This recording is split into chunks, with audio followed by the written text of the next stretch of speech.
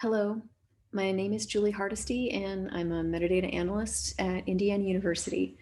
I also want to acknowledge that I'm speaking to you from the indigenous homelands of the Miami, Delaware, Potawatomi, and Shawnee people.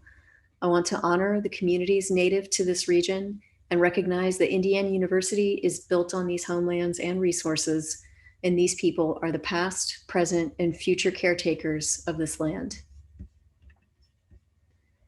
Working in metadata, you become familiar with several widely used controlled vocabularies for everything from subjects to genres to names to languages. Large vocabularies like these that are widely used help standardize terminology and provide consistency that helps when searching for items that have these topics in common. It also helps for records from different places to be able to share with each other and aggregate across collections and even institutions. Large common vocabularies like this can also paint broad strokes that cover up more than they should, that generalize or simplify too much, that show the biases of dominant groups, such as the white male viewpoint. Additionally, the process to change and update terms can be slow to keep up. For example, not all First Nations peoples are reflected in Library of Congress subject headings or the Library of Congress name authority file. And these groups are often gathered into the broader and inaccurate term of Indians of North America. There can also be a problem of non-current terminology. So variations in terminology that are used to label racial categories is an example. These terms are based on the social construct of race and are problematic in their origin to begin with. And when changes to these terms occur over time, these larger vocabularies can be slow to keep up with that change. Vocabularies can be incomplete. Even something that seems as easy to include everything as a language vocabulary, like the International Standard for Language Codes, does not in fact include all languages and can be a problem when being used to try and describe collections that are using languages that are not included. And then reflecting biases. So consider the homosaurus, which is an international linked data vocabulary of LGBTQ terms that supports improved access to LGBTQ resources within cultural institutions and is hosted online by the Digital Transgender Archive. The homosaurus term non-binary people is connected to the Library of Congress subject heading term gender non-conforming people as an exact match. The Library of Congress subject heading term is placing a judgment on being non-binary by describing non-binary people as being non-conforming, as opposed to using the term they use to describe themselves, non-binary. In considering how to mitigate bias in metadata with controlled vocabularies, my focus is turning to vocabulary terms that refer to communities of or groups of people. There are controlled vocabularies available that are by and about groups of people who have been historically and systemically marginalized and not represented in those broad-ranging generalized vocabularies. I've already described the homosaurus, which is linked up here in this slide, but there are also other examples, such as the British Columbia First Nations subject headings. These are from the Huehua Library at the University of British Columbia, and provide a more complete and accurate listing of First Nations groups. These are connected to Library of Congress subject headings and gathered under the broader term First Nations, as opposed to Indians of North America. The glossary of disability terms is provided by the North Carolina Council on Developmental Disabilities and supports their work to collaboratively across the state of North Carolina assure that people with intellectual and developmental disabilities and their families participate in the design of and have access to needed community services, individualized supports, and other forms of assistance that promote self-determination, independence, productivity, and inclusion in all areas of community life. And this glossary is available online.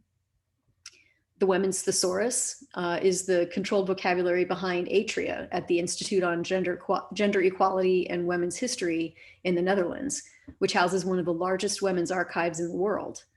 It's the collection of the International Archives for the Women's Movement. The vocabularies listed here are examples, and there are others that are out there. Vocabularies that specifically exist to provide descriptive terms for a group or community of people are different than a generalized subject vocabulary like the Library of Congress subject headings, or a vocabulary of terms that isn't describing people, like rightstatements.org, which provides standardized right statements for online cultural heritage. I think what I have come to realize is the following. Controlled terms about people require a different approach than what a general vocabulary source provides, particularly when people have been systemically marginalized over time and have been purposefully denied power and representation in our language and the systems that use that language. Considering this from my standpoint as a white woman, I'm then asking myself, what are ways that I can participate in disrupting this pattern of biased representation or lack of representation in controlled vocabulary usage? One way is by learning about controlled vocabulary options that exist and learning how they can be used and incorporated into the systems I use to manage and describe collections.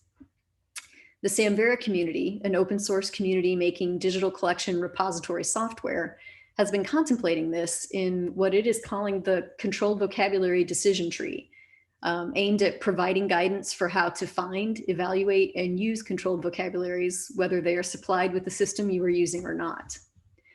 The decision tree works in levels, starting with evaluating any controlled vocabularies that are supplied with a system to decide if they work for your needs, then figuring out if there are options to switch out vocabularies for a particular field, such as subject, or add additional vocabulary options. Different digital collection management systems, institutional repositories, and cataloging systems allow for connections to controlled vocabularies in different ways.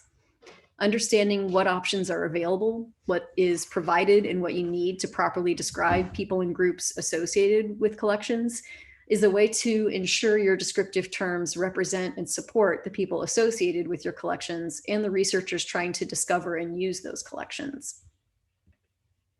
Another way to consider using controlled vocabularies like these is as an aid for end user discovery. I've been working with Allison Nolan and Justina Kaiser, recently graduated graduate students at Indiana University, and Brian Watson, a member of the Homosaurus editorial board, to use Homosaurus linked data terms as they are connected to Library of Congress subject headings to provide the LGBTQ vocabulary as a browse interface to Indiana University's online library catalog, conducting subject searches where Homosaurus terms have an exact match to Library of Congress subject heading terms, and keyword searches when Homosaurus terms do not have an exact match. Leveraging the terminology from a community to center their words as a way to provide access to collections helps bridge the gaps that exist in the subject terms that are being used in the catalog and provides ways to discover more relevant resources. The Homosaurus terms as keywords reach beyond subject terms to titles and abstracts and other creator-supplied information that can help researchers find better resources and learn about relevant terminology for the community in the process. The GitHub repository linked in this slide is a proof of concept JavaScript web application that shows how this could work as an end user interface if a community's vocabulary can connect to the vocabulary being used by a system like an online library catalog. My thoughts at this point are to consider the following questions. Who is being described in your collections, and does that group or community represent itself through a supplied controlled vocabulary? If a vocabulary does exist, do your systems incorporate that vocabulary as an option? If they don't, is it possible to incorporate vocabularies that will represent the interests of those communities more accurately than the vocabularies that are currently in place? Advocating to use controlled vocabularies from communities that represent themselves pushes for equity as opposed to equality or neutrality, where everyone is treated the same in description and the unevenness of past biases remains in place in descriptive metadata practice. If vocabularies are available from communities who have been marginalized, we as digital libraries should be incorporating those vocabularies to include and center those communities on their own terms. Thank you, and I look forward to your questions and comments.